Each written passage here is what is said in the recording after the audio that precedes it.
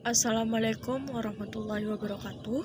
Saya Lisna Ayu dari kelas 12 MIA 4. Di sini saya ingin menceritakan sebuah perjuangan dari pahlawan Indonesia, yaitu Syarif Qasim II. Untuk mempersingkat waktu, izinkan saya menceritakan perjuangan beliau. Syarif Qasim II atau Syarif Qasim Abdul Jalil Saifuddin adalah Sultan ke-12 dari Kesultanan Siak. Syarif Qasim II merupakan seorang pendukung perjuangan kemerdekaan Indonesia. Peran Sultan Syarif Qasim II dalam mendukung pemerintahan Republik Indonesia yang baru merdeka adalah membujuk para raja di Sumatera Timur untuk memihak Republik. Ia melakukan ini bersama dengan Sultan Serdang.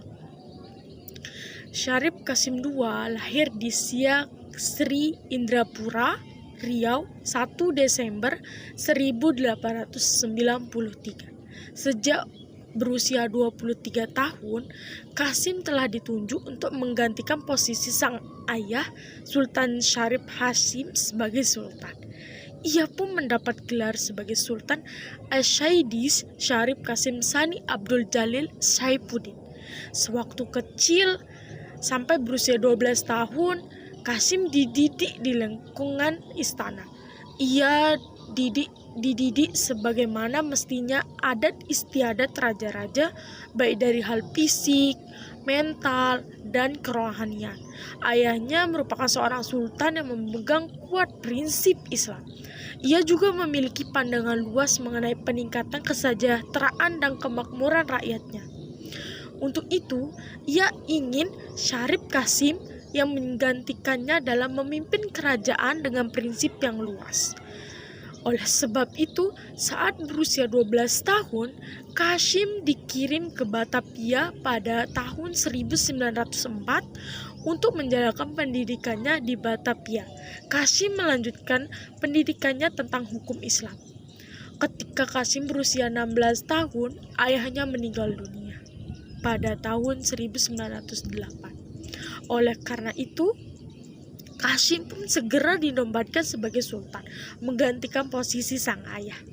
Begitu Belanda mengetahui hal ini, mereka pun merasa khawatir karena pewaris kerajaan selanjutnya adalah orang yang berpendidikan. Untuk itu, pengangkatan Syarif Qasim sebagai sultan ini tidaklah disenangi oleh pemerintah Hindia Belanda. Namun, Datuk Empat Suku Dewan Kerajaan tetap menghendaki penobatan Qasim sebagai sultan. Akibatnya, Hindia Belanda mulai mengecilkan arti dan fungsi Dewan Kerajaan yang kemudian dihapus oleh pemerintah Hindia Belanda. Setelah Datuk Empat Suku tidak lagi berfungsi, tekanan dari pihak Belanda semakin meresahkan rakyat. Sultan Syarif Qasim II pun menolak campur tangan peraturan pengadilan pemerintah Hindia Belanda terhadap rakyatnya.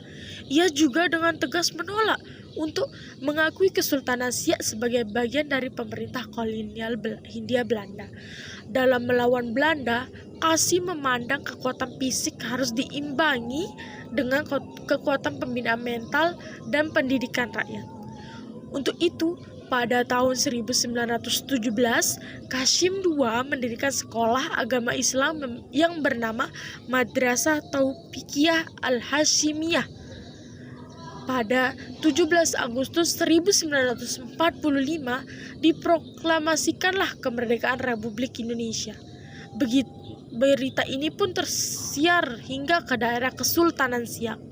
Begitu mendengar kabar ini, Qasim II pun semakin antusias dalam pergerakan nasionalnya. Ia mengibarkan bendera merah putih di Istana Siak. Sultan Qasim II juga bersama dengan Sultan Serdang berusaha untuk membujuk raja-raja di Sumatera Timur untuk berpihak pada Republik Indonesia. Pada 23 April 1668, Sultan Qasim II tutup usia.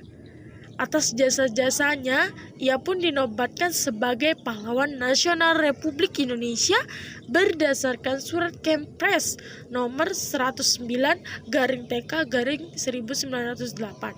Namanya juga diabadikan menjadi nama bandar udara di Pekanbaru. Sekian tentang perjuangan beliau. Kalau ada yang kurang mohon dimaafkan. Saya Lisna Ayu. Assalamualaikum warahmatullahi wabarakatuh.